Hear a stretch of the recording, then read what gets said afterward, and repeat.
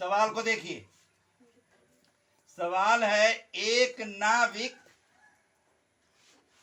अनुप्रवाह में 8 kilometre 40 minute में जाता है और 1 घंटे में लौट आता है। शांत जल में नाविक की चाल और प्रवाह की चाल ज्ञात करें। नाविक कहते हैं नाव चलाने वाले को। अनुप्रवाह मतलब धार के साथ, जिधर मुंह नदी का पानी जा रहा है उसी तरफ 8 किलोमीटर जाता है 40 मिनट में और 1 घंटे में लौट आता है। यानी कि 8 किलोमीटर वापस जो आता है तो आने में कितनी देर लगती है? 1 घंटा। तो कहता है कि शांत जल में नाव की चाल एवं प्रवाह की चाल भी बताएं। प्रवाह मतलब धारा। तो इसके अंदर मान लेते हैं कि मान लिया कि नाव की चाल x और धारा की चाल y है। तो लिखेंगे माना कि नाव की चाल x और धारा की चाल y है। तो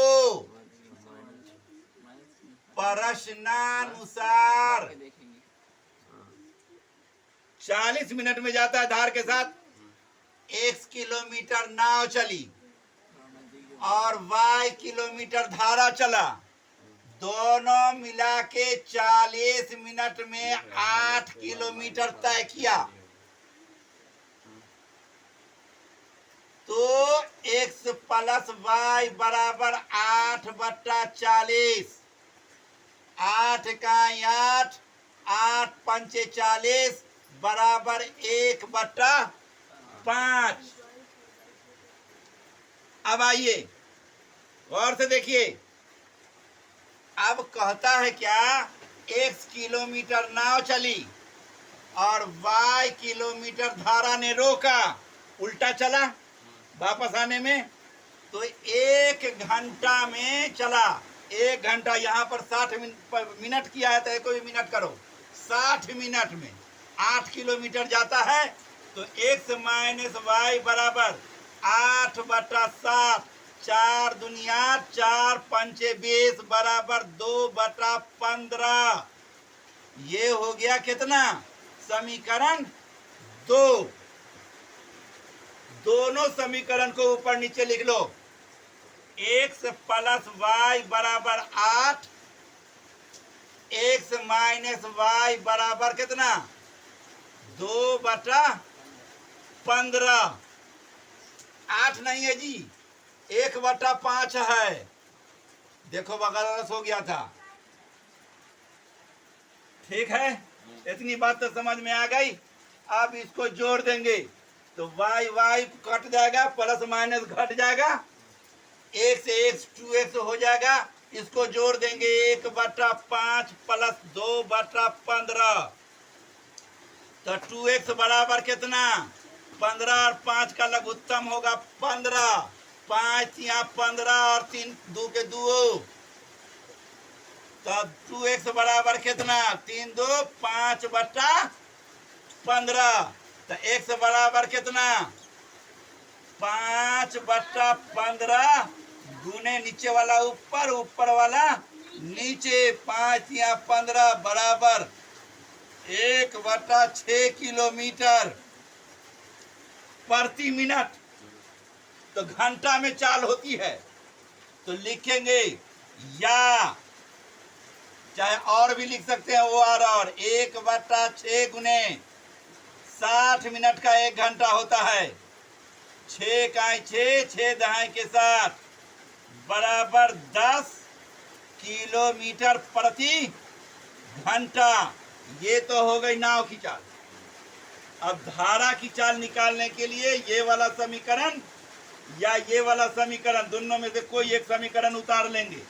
तो जगह नहीं है यहाँ पर, इसलिए यहाँ पर हम मिटा रहे हैं, इतनी दूर मिटा रहे हैं। तो कोई एक समीकरण लीजिए, यही वाला को ले लीजिए, चाहे ये वाला को लीजिए, कोई वाला को ले लीजिए। एक्स बटा Y plus Y, X plus Y बराबर कितना है? 1/5 है ना। लिखिए 1/5। एक्स का मानी कितना है? 1/6 ना निकाला था। तो 1/6 प्लस वाई बराबर 1/5। तो वाई बराबर 1/5 घटाओ 1/6, लघुत्तम कीजिए, 30 होगा कि नहीं?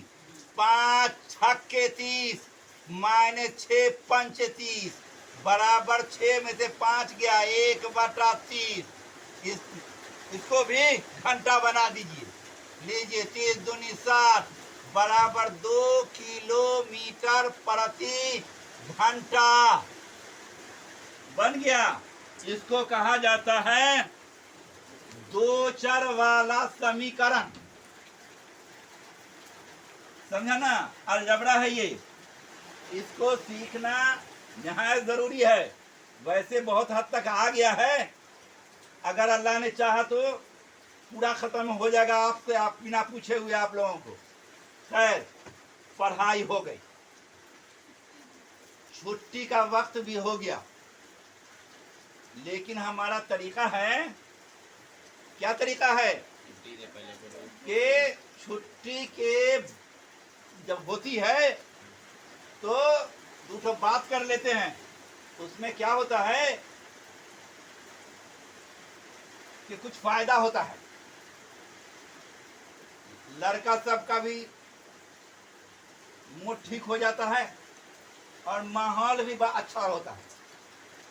खैर, तो हम लगातार 2-3 दिन से आप लोगों को समझा रहे हैं कि पूरी दुनिया जो है इस वक्त इस्लाम से लड़ रही है। इसका मतलब ये नहीं है कि अभी लड़ रही है, हमेशा हमेशा से लड़ रही है। काहे भाई कि दुनिया के अंदर जो है अल्लाह की हुकूमत से लोगों को खौफ होता है, और उसके अंदर मिसाल के तौर पर बताया था कि पूरी दुनिया की 32 मुल्क मिल करके बहुत जमाने से, एक दिन 2 दिन से नहीं, 1 साल 2 साल से नहीं, 20 बरस से नहीं, लगभग 50 बरस से अफगानिस्तान एक छोटा सा मुल्क है, उसको जो है उससे लड़ाई किया जा रहा है, उसको मारा जा रहा है, पीटा जा रहा है। क्यों? सिर्फ इसलिए कि वहां के लोग जो हैं पश्चिमी तहजीब को हंसते हैं। तो अभी क्या हुआ कि लड़ते लड़ते लड़ते लड़ते अल्लाह की शान कि तालिबान जो है अफगानिस्तान पर हुकूमत अपना कब्जा जमा लिया, छीनने में कामयाब हो गया। और उसने कह दिया है कि 31 तारीख तक अगर सारा दुनिया का फौज अगर नहीं भागेगा तो सबको जो है वो हम गिरफ्तार कर लेंगे, सबको जेल में बंद कर देंगे। तो भागा जा रहा है। तो हिंदुस्तान भी दूसरे दुनिया की तरीके से वही औरत के सिलसिले में लड़ रहा है। हिंदुस्तान की फौज भी लड़ रही, पूरा हिंदुस्तान लड़ रहा है। समझ में बात आ रही है? तो उसमें क्या हुआ कि आ रहा है सब लोग, तो नेता सब भी था, वो भी सब आ रहा है, पब्लिक सब था, वो भी सब आ रहा है, और बहुत सारे लोग वहां से आ रहे हैं। तो एक सिख है हिंदुस्तान की जो वहां व्यापारी करते थे, और उनकी बेटी क्या करती थी? एक स्कूल चलाती थी। जैसे हमारा ट्यूटोरियल है ना, वैसे ही एक स्कूल चलाती थी। उसका नाम जो है मीडिया वालों ने छुपाया है। वो सिख है, सिख की बेटी है। तो जो हिंदुस्तान आई तो लोगों ने उससे पूछा कि अच्छा जी वहां का हाल बतलाओ, वहां का हाल बताओ, हाल चाल। तो उसने कहा कि हम तो स्कूल चलाते हैं और जब भी हम स्कूल जाते थे तो हमारी तो शादी हुई नहीं है अभी, तो अभी तो हम कुमारी हैं। तो जितना भी लोग सब है चौक चौराहा पर वो आंख मारता था, कोनो हंसता था, कोनो आवाज कसता था, कोनो इशारा करता था, तो हमको बड़ी शर्म लगती थी। तो हम अपने भाई के साथ, चाहे अपने अब्बा के साथ, वालिद के साथ जाते थे। तो हुकूमत जो हुई तो हमारे बाप तो गए नहीं किए साथ हमारे, और हमारा भाई भी साथ नहीं गया। तो क्या हुआ कि देखा कि जो जो हमको जो है सो आंख दिखाता था, जो जो हमको छेड़ता था, वो भी सब जो है सो ऐसे कर करके चलने लगा है। तो हमरा जी चाहा कि हम जो है सो नहीं आवे, लेकिन जब हमरे बाप आ गए तो हम क्या करते, हम भी आ गए। कहने का मतलब यह है कि सिर्फ और सिर्फ दुनिया के लोगों को मुसलमानों से इतनी इसी वजह से नफरत है। हिंदुस्तान में भी हिंदू मुस्लिम क्यों चल रहा है? इसलिए कि मुसलमान का बच्चा से सिखाया जाता है कि अपने आबरू की रखवाली करो, और उनके यहाँ रखवाली नहीं है, उनके यहाँ रखवाली करने को पाप माना जाता है।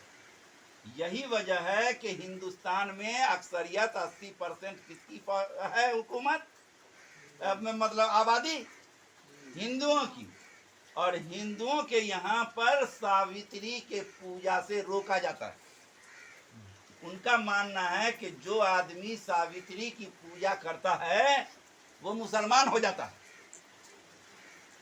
तो कहने का मतलब यह है कि सावित्री कौन हुई?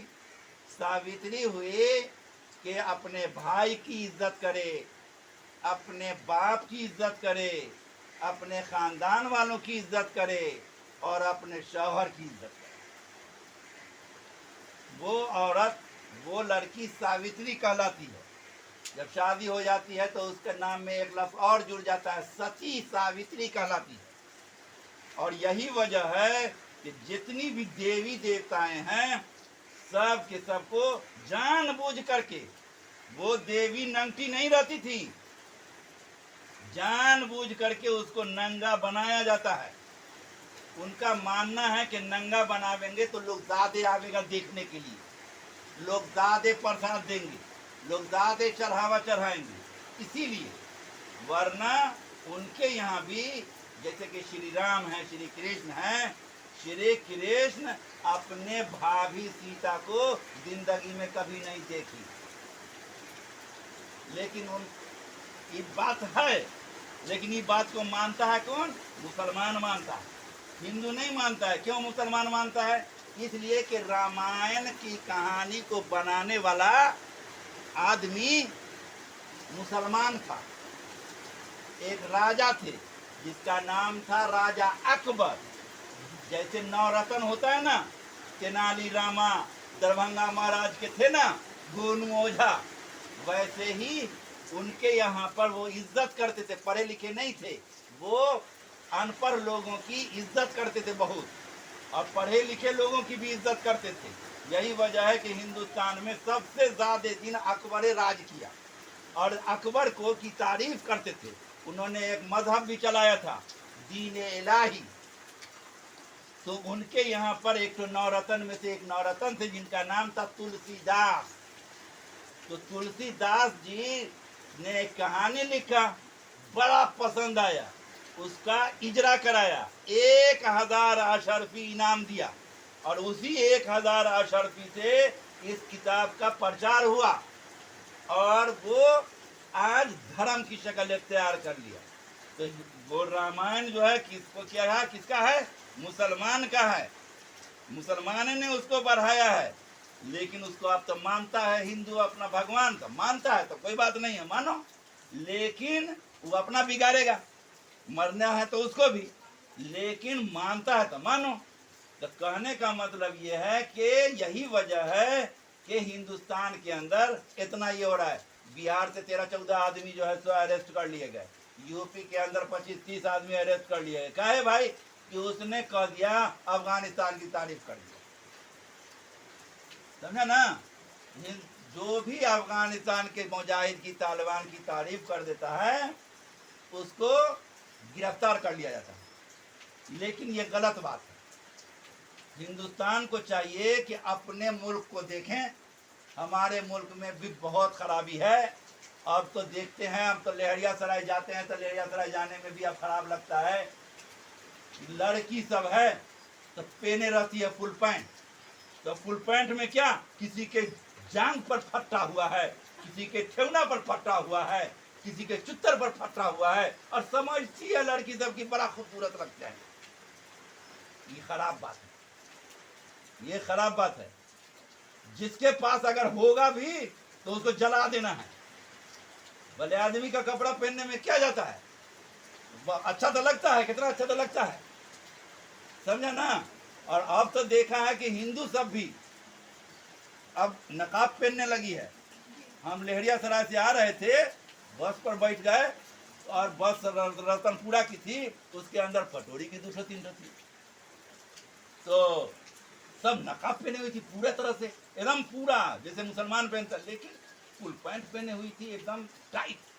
हम कहा कि कैसी मुसलमान की बेटी है कि नकाब पहने हुई है और फुल पैंट पहने हुई है। हम जो बैठे हुए थे तो इतने में क्या किया, प्रणाम सर। हम कहा कि प्रणाम, एक मुसलमान बोल रही है, प्रणाम सर, क्या बात है जी, कौन है? तो हम उससे पूछा तो नहीं पहचाने, हम आशा हैं, वो आशा कुमारी नाम है उसका, बिचला टोला पटोरी में रहती है। तो क्या लहरियासराय गए थे, क्या करती है? तो कंप्यूटर का जो है सो ट्रेनिंग लेते हैं। आप तलबिया के पापा हैं? तो हम कहा कि हाँ, हम तलबिया के पापा हैं तो ज़रूर। तो तलबिया के हमारे साथ हैं। तलबिया कहाँ है? हम कहा कि घर होगी। तो क्या कर रही है? तो हम कहा कि घर पर क्या कर रही होगी, कोई रोका करती होगी, समझा? तो उस कहने का मतलब ये है कि मुसलमान का लिबास उनको भी अच्छा लगता है। तो कहने का मतलब ये कि अब वक्त हो गया है, अब आप लोग छुट्टी कर लीजिए, लड़का सबको पढ़ाने का भी वक्त हो गया है, 200-300 बच्चा आ भी गया है, छुट्टी कीजिए।